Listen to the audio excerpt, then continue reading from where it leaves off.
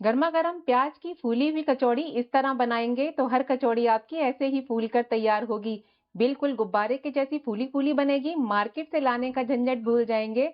हर बार घर में बनाएंगे और मेरी रेसिपी को फॉलो करके ही बनाएंगे। मसाले से बिल्कुल भरी हुई। राधे राधे दोस्तों, जय श्री किचन में आपका बहुत स्वागत है।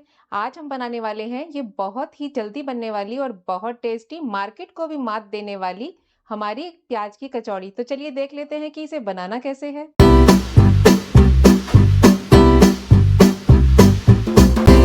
चलिए दोस्तों बनाना स्टार्ट कर लेते हैं। तो सबसे पहले ना हम कचौड़ी के लिए डो लगाते हैं। 2 कप मैंने मैदा लिया है। नमक स्वाद के अनुसार, आधा छोटी चम्मच अजवाइन डालेंगे लेकिन हाथ से क्रश करके, ताकि फ्लेवर ज्यादा अच्छे से आए।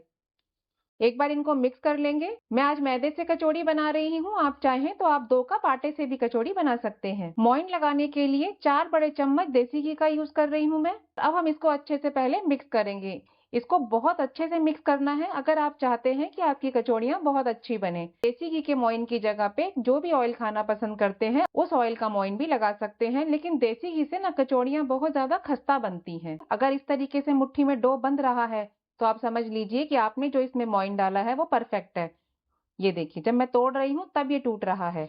अगर आपको नहीं समझ में आता ना दोस्तों कि कितना मैदा लें, कितना ऑयल लें, तो आप जब मैदा ले लेते हैं तो थोड़ा सा हाथ रोक रोक के ऑयल डालिए और इस तरीके से चेक कर लीजिए। आप थोड़ा थोड़ा पानी डालते जाइए और इसका एक सॉफ्ट डो लगा के तैयार कीजिए। जितना अच्छा आप डो तैयार करेंगे उतनी अच्छी ही आपकी कचौड़ियाँ बनेंगी। ये देखिए, बिल्कुल सॉफ्ट डो लग के तैयार है ये। और ऐसा डो लगाने के लिए पौना कप पानी यूज हुआ है। अब इसके ऊपर हम एक कपड़ा ढक देंगे और इस कपड़े से ढक करके इसको 15 से 20 मिनट के लिए रख देते हैं और तब तक हम मसाला बनाना स्टार्ट करते हैं। मिक्सी के जग में 3 बड़े चम्मच खड़ा धनिया डाल देंगे, आधा छोटा चम्मच जीरा, 1 बड़ा चम्मच सौंफ, थोड़े से दाने ये साबुत काली मिर्ची के। अब इन्हें दरदरा ग्राइंड कर लेते हैं। मसाला दरदरा ग्राइंड हो गया। ये देखिए, बिल्कुल आपको ऐसा ही दरदरा ग्राइंड करना है। 2 बड़े चम्मच ऑयल कढ़ाई में डाल देंगे, 1 हरी मिर्च बारीक कटी हुई, 1 इंच टुकड़ा अदरक का कद्दूकस किया हुआ। अगर आप ज्यादा चटपटा खाना पसंद करते हैं तो हरी मिर्च अपने टेस्ट के अकॉर्डिंग आप डाल लेना। गैस का फ्लेम मीडियम रखेंगे और मीडियम पे थोड़ा सा भून लेते हैं।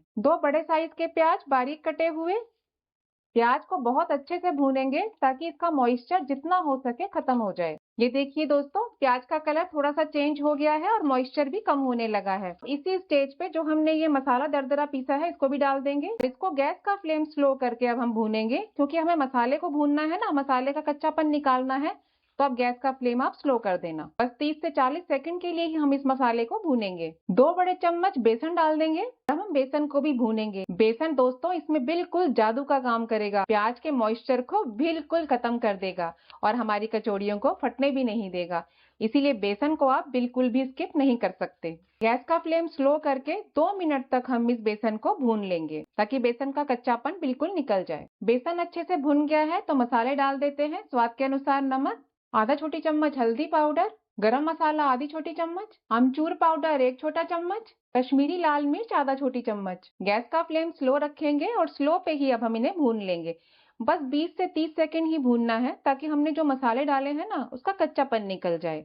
मेरे घर में ज्यादा तीखा पसंद नहीं करते हैं तो इसीलिए मैंने कश्मीरी लाल मिर्च यूज करी है, क्योंकि हम पहले काली मिर्ची और हरी मिर्ची भी डाल चुके हैं ना इसमें। चौथाई छोटा चम्मच हींग, उबले हुए आलू ले लेंगे, हाथ से मसल के डाल देंगे।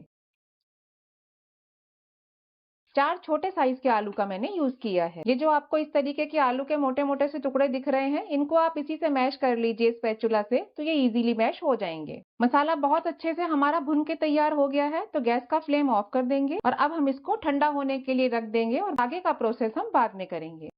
हरा धनिया डाल देंगे मसाले में और अब इसे अच्छे से मिक्स कर देंगे। अब इस मसाले का छोटा छोटा पोर्शन हम उठाते जाएंगे और बॉल्स बनाते जाएंगे। अगर इस तरीके से आप कचौड़ी को भरेंगे तो कचौड़ियाँ बिल्कुल परफेक्ट बनेंगी। ये देखिए, इस साइज की मैं बॉल्स बना रही हूँ, क्योंकि अगर हमारी कचौड़ी में मसाला ही नहीं होगा तो कचौड़ी का मजा कैसे आएगा। चलिए इसको अभी साइड में रख देते हैं और इस डो को मल के थोड़ा सा चिकना कर लेते हैं। देखिए, डो बिल्कुल परफेक्ट हमारा चिकना हो गया और देखिए आप कितना सॉफ्ट डो है ये।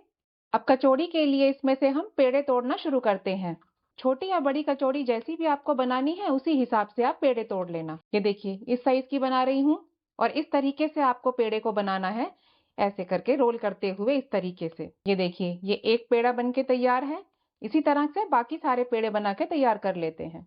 पेड़े भी बनके तैयार हो गए हैं। अब इस तरीके से एक-एक हम आटे का पेड़ा उठाते जाएंगे और इस तरीके से साइड से दबाते हुए बड़ा करते जाएंगे। आप चाहें तो चकले पे बेल सकते हैं और नहीं तो कोई जरूरत नहीं पड़ेगी आपको बेलने की। बीज थोड़ा मोटा रखेंगे, साइडों से इसको हम बढ़ाएंगे। अब एक मसाले का पेड़ा इस तरीके से उठाइए, इस पे अंगूठा रख लीजिए मसाले पे और साइडों से अपने आटे के डो को थोड़ा सा खींच खींच करके बड़ा करते जाइए। ये देखिए इस तरीके से, ये ऐसे आप इसको बड़ा करते जाइए और रोल करते जाइए डो को और ये इस तरीके से आ जाएगा। ऊपर से आप इसको थोड़ा सा इस तरह बंद कर दीजिए।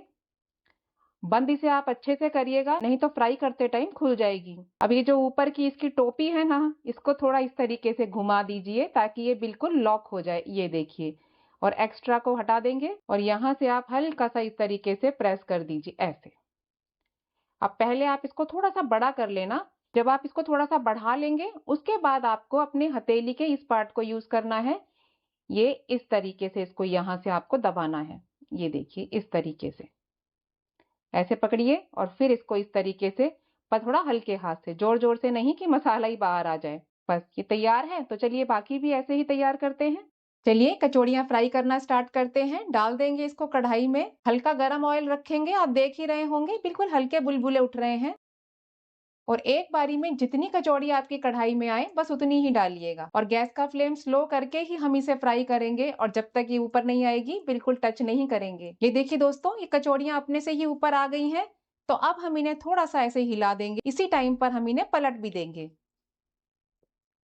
अभी गैस का फ्लेम बिल्कुल लो पे ही है, लो पे ही हम इसे फ्राई होने देंगे। आप देख ही रहे होंगे कितनी सुंदर कचौड़ियां हमारी फूल गई हैं और अभी तक गैस का फ्लेम मैंने लो ही कर रखा है। अब हम इसे बार बार नहीं पलटेंगे, एक तरफ से पहले इसको हम सिकने देंगे और उसके बाद ही पलटेंगे। ये देखिए दोस्तों, आपको दिख ही रहा होगा, साइडों से पता चल जाता है कि कलर आने लगा है तो हम इसे पलट लेंगे और ये देखिए कलर आ ही गया है सुंदर सा।